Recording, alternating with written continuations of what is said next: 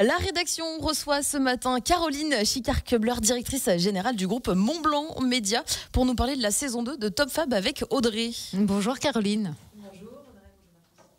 Alors, est-ce qu'on peut allumer le micro? Voilà, c'est mieux. Bonjour Caroline. Bonjour à tous. Nous te recevons effectivement ce matin pour parler de la saison 2 de Top Fab, notre programme audiovisuel dédié à la jeunesse et à sa fierté industrielle. La saison 2 a donc été officiellement lancée la semaine dernière. On va y revenir, mais tout d'abord, pour ceux qui ne connaîtraient pas, est-ce que tu peux nous présenter ce qu'est Top Fab? Oui, j'ai envie de poser comme question aux auditeurs, est-ce que vous connaissez Top Chef ? Normalement, la réponse est oui, parce qu'on n'entend pas le retour. Mais en fait, Top Fab, c'est un peu un Top Chef de l'industrie. Sauf qu'on a remplacé les plats culinaires par des robots. On a remplacé les chefs gastronomiques par des entreprises mentors industrielles.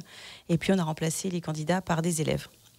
Et donc, les entreprises industrielles vont mentorer, vont coacher, vont accompagner les élèves dans cette aventure de 6 mois. Et les élèves auront pour mission de fabriquer un robot qui va arriver jusqu'à une compétition qui aura lieu à Lyon dans 6 mois à peu près. Et pour ça, on s'appuie sur une association qui s'appelle Robotic First France, qui a organisé cette compétition. Et nous, on suit en immersion toute cette aventure avec notre média. Donc en fait, la compétition de robots existait déjà, mais nous, on y rajoute un peu nos ingrédients, comme dans Top Chef. On rajoute effectivement nos ingrédients. Le premier de ces ingrédients, c'est la notion de binôme, comme je l'évoquais, entre ces entreprises industrielles et puis les élèves. Créer un trait d'union et un dialogue entre eux, parce qu'en fait, ils ont tout intérêt à se parler, à échanger. Les élèves ont intérêt à visiter les usines et entreprises industrielles pour se rendre compte de ce que c'est que la nouvelle industrie qui se décarbone, qui se réinvente, qui se modernise et qui se digitalise. Et puis les élèves ont aussi à apprendre de toute l'expérience des entreprises industrielles en matière de technique, de gestion de projet, de gestion de planning. Donc voilà pour ce premier ingrédient d'équipe, on va dire. On a 4 équipes cette année. On avait 3 équipes l'année dernière qui reviennent. Donc on a l'équipe lycée Charles Poncet qui est à Cluse avec le groupe Bontaz. On a l'équipe du lycée SECAM, groupe ESCR avec Nicomatic dans le Chablais. On a le lycée Amédée Gordini qui est à Annecy avec l'entreprise Pfeiffer Vacuum. Et puis, on a une nouvelle équipe qui nous rejoint, composée du lycée René Perrin à Ugine avec Stobli qui est à Faverges. Donc à chaque fois, les élèves sont mentorés par des industriels déjà en place, etc. Justement, ces élèves, ils étaient présents au lancement de la saison 2 la semaine dernière. On va d'abord s'intéresser aux élèves du lycée SECAM, groupe ESCR, parrainé par l'entreprise Nicomatic, puisque ce sont eux, alors pas forcément ces mêmes élèves, mais en tout cas c'est ce binôme-là qui a gagné l'année dernière. Donc du coup, ils partent plutôt confiants. La nouvelle année, déjà, ça va être plus facile à lancer. Puis, on a déjà fait des réunions de rentrée, on a déjà des personnes motivées dans l'équipe. C'est une année qu'on peut dire déjà réussie. Il a raison, on sait déjà un peu dans quelle direction on va, mais on a moins de temps aussi, comparé à l'année dernière. L'année dernière, la compétition, elle était plus tard dans l'année. Mais on est mieux organisé. Certes. On a l'équipe favorite. Aussi. Déjà, on a un match d'entraînement, ça, je pense, c'est une bonne idée. Comme ça, on voit déjà un peu eux ce qu'ils ont fait. Peut-être ça nous aide à prendre des idées et inversement. La qualif, je trouve qu'elle est au bon moment. Parce que j'ai vu, il y en a qui allaient jusqu'à quasiment mi-février. Et où du coup, s'ils ont besoin de refaire des améliorations après, ils n'ont plus beaucoup de temps. Et nous, je trouve que janvier, du coup, c'est plutôt bien. Comme ça, on voit déjà ce qu'il y a. Et ça nous laisse encore 2 mois si on veut faire des améliorations.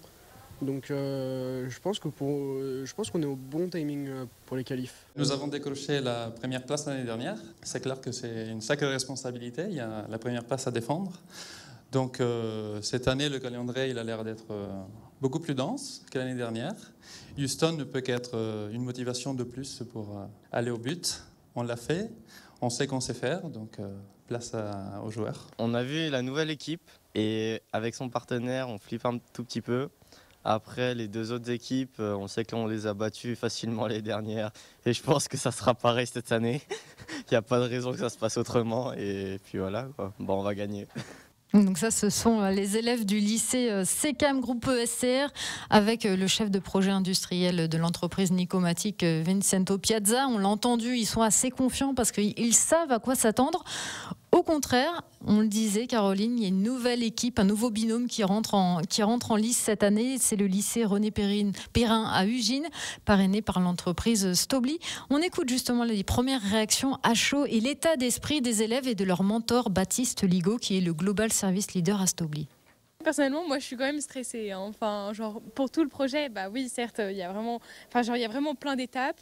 Il y a plein de choses qui sont quand même compliquées à faire et tout. Mais vu qu'on est une bonne équipe, ça va bien se passer. On va y arriver. Et voilà, ça va être cool. On a plusieurs qui sont bien niveau design, mécanique. Il y a aussi des personnes bons au niveau programme. On va se découvrir chacun des talents au fil du temps, assez rapidement, de préférence. Mais ça va venir comme ça. On s'est rencontrés juste sur le parking, mais je sens qu'on a une super équipe avec une vraie énergie.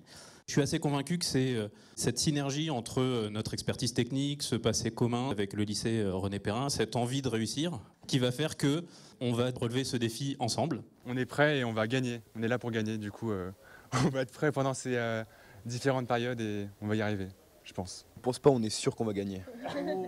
Rendez-vous à Houston, c'est tout ce qu'on sait, mais le programme on l'a pas encore fait. C'est pour plus tard. C'est notre projet du futur. Voilà, 4 équipes gonflées à bloc qui étaient présentes lors du lancement officiel de cette saison 2. Caroline, tu as senti dans la salle justement cet engouement. On part sur quelque chose qui fait rêver maintenant les jeunes. Oui, il nous fallait une saison 1, on est content de l'avoir vécu et puis on voit qu'il y a un vrai engouement. En tout cas, moi, c'est ce que j'ai ressenti quand on a lancé l'événement jeudi dernier. Une vraie ferveur, tous les sentiments se mélangent, il y a de l'inquiétude, il y a de l'envie, il y a un challenge et puis il y a les États-Unis à la clé parce que c'est une compétition qui est nationale et qui est même internationale, donc il y a un ticket pour Houston. Donc on est très content de les accompagner dans cette aventure. Avec toujours cette petite guerre de bonne aloi entre les partenaires. C'est marrant aussi de les voir, justement, les industriels se prêtent au jeu. On sait que c'est bien aussi pour les élèves surtout, mais les industriels, ils sont quand même assez dans le jeu quand même. Et oui, on voit que le challenge, il n'y a pas d'âge pour le challenge en fait. C'est aussi bien quand on est en entreprise, DG, quand on est directeur de prod dans une entreprise industrielle ou DRH, voilà, DRH de Pfeiffer, également beaucoup d'humour sur le sujet, ou bien les jeunes, les profs, donc tout le monde se met au jeu. C'est le cas de le dire. Top Fab, ce sont aussi des partenaires qui nous suivent depuis le début. Ils ont continué, ils ont renouvelé leur confiance. Qui sont-ils ? Alors, on a ces 4 entreprises mentors qui nous suivent.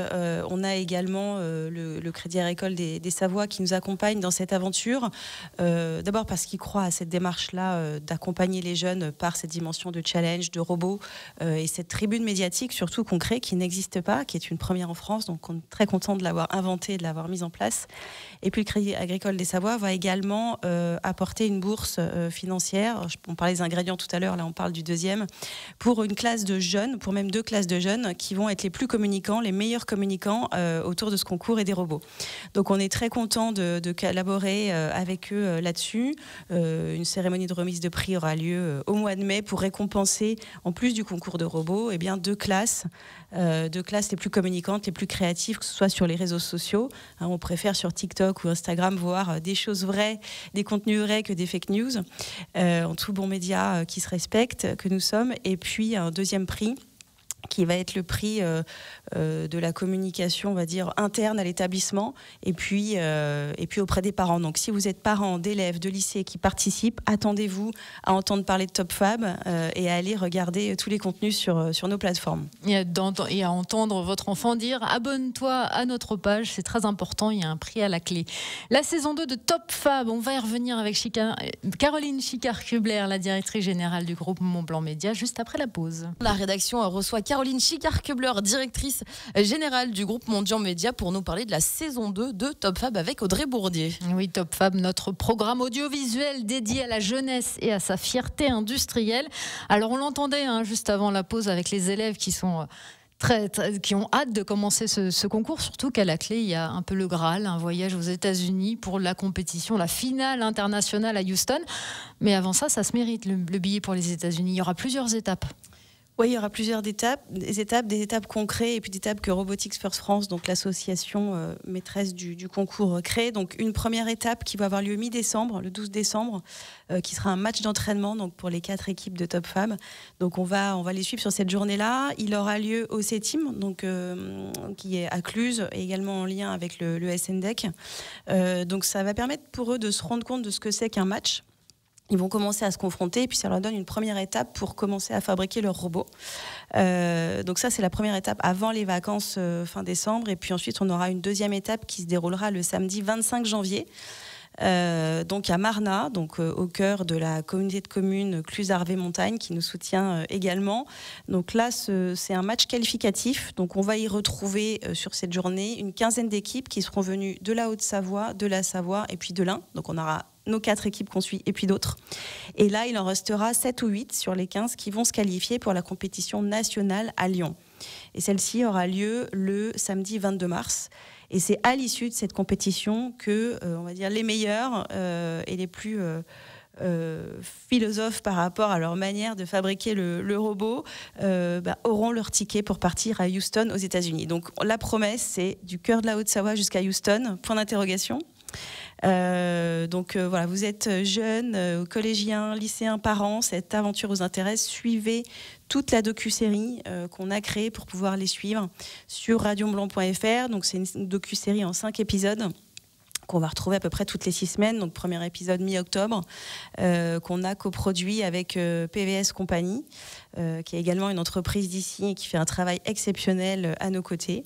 Et puis évidemment, comme on est une radio, on aura plaisir à recevoir les élèves et leurs profs, ainsi que leurs entreprises mentors à notre radio en direct pour avoir leur ressenti à chaud de tout ce qu'ils vivent comme aventure. Donc voilà, donc un match test en décembre, une première finale régionale à Marna fin janvier, la finale nationale à Lyon en mars, et puis le Graal pour les meilleurs, Houston aux États-Unis.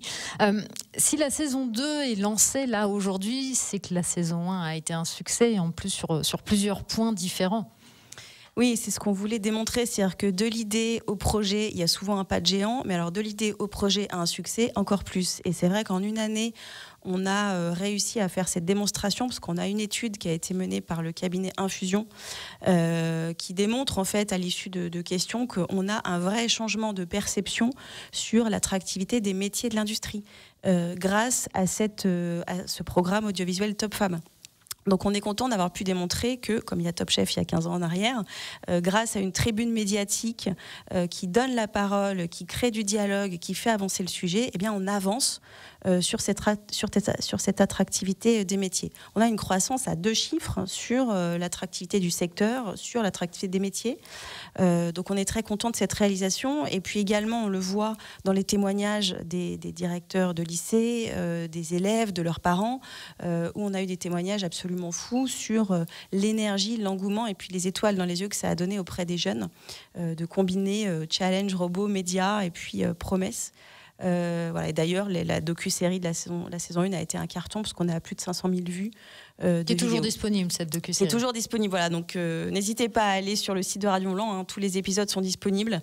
Vous pouvez les revisionner sans problème.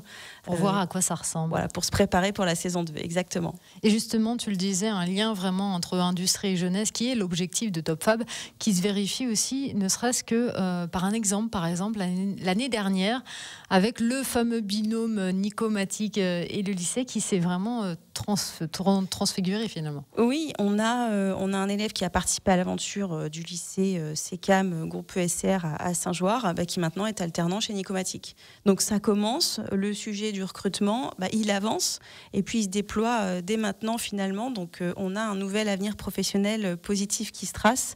Donc on est très content de ça. Et puis l'autre élément, c'est que dans les entreprises industrielles, ça crée aussi beaucoup de fierté. C'est-à-dire que c'est pas que chez les jeunes, c'est aussi dans les entreprises, parce que tout d'un coup, on a le sens et la transmission de son savoir et de ses expertises. Donc quand on est industriel et qu'on transmet, finalement, il y a beaucoup de plaisir et de sens à partager ça avec cette nouvelle jeunesse. Et puis une fierté aussi que je ressens chez toi, Caroline. Et oui, parce qu'encore une fois, quand on a une idée au départ et puis quand on a envie de la mener, il faut batailler, il faut pouvoir convaincre. Pour ça nécessite de la confiance autour de soi, donc à commencer par vous, les équipes, et puis également de l'ensemble des partenaires qui font confiance à ce projet. Et quand on voit l'engouement de leur part aussi, au-delà des élèves, jeudi dernier lors du lancement, on peut se dire qu'on a touché du doigt la vérité. Donc ceux que j'ai pas cités, c'est aussi la BPI ou le campus des métiers, sans qui cette aventure ne serait pas possible. Également l'UIMM ou encore Prakartis. Voilà. La saison 2 de Top Fab, dont l'objectif est de rapprocher la jeunesse avec notre fierté industrielle. Saison 2 qui a été lancée officiellement la semaine dernière. Caroline, rapidement, on rappelle du coup les prochaines échéances en termes de contenu qu'on peut retrouver sur nos réseaux, en termes de concours pour les élèves. Oui, donc mi-octobre, premier épisode, et après on aura un rythme de toutes les 6 semaines jusqu'au mois d'avril. Le jeudi 12 décembre, donc le match d'entraînement avec les 4 équipes de Top Fab au C-Team de Cluse. Le samedi 25 janvier, la compétition régionale qualificative qui se déroulera au gymnase de Marna. Donc là, c'est 15 équipes. Et puis le samedi 22 mars, compétition nationale à Lyon. Là, on retrouvera une 40aine d'équipes. Voilà. Et puis fin mai, remise des 2 prix concours communication, comme j'évoquais tout à l'heure, au siège du Crédit Agricole des Savoies. Avec les 4 équipes de cette saison 2 de Top Fab, le lycée Charles-Poncet avec le groupe Bontaz, le lycée CKM ESR avec Nicomatic, le lycée Amédée Gordini avec Pfeiffer Vacuum et le petit nouveau pour cette saison 2, le lycée René Perrin avec Stobli. Merci Caroline Chicard-Kubler. Et bonne chance à tous, encouragez-les. À tout à retrouver sur nos réseaux sociaux, sur les réseaux sociaux des lycées, des entreprises, etc. Bref, Top Fab saison 2, c'est à suivre dès maintenant.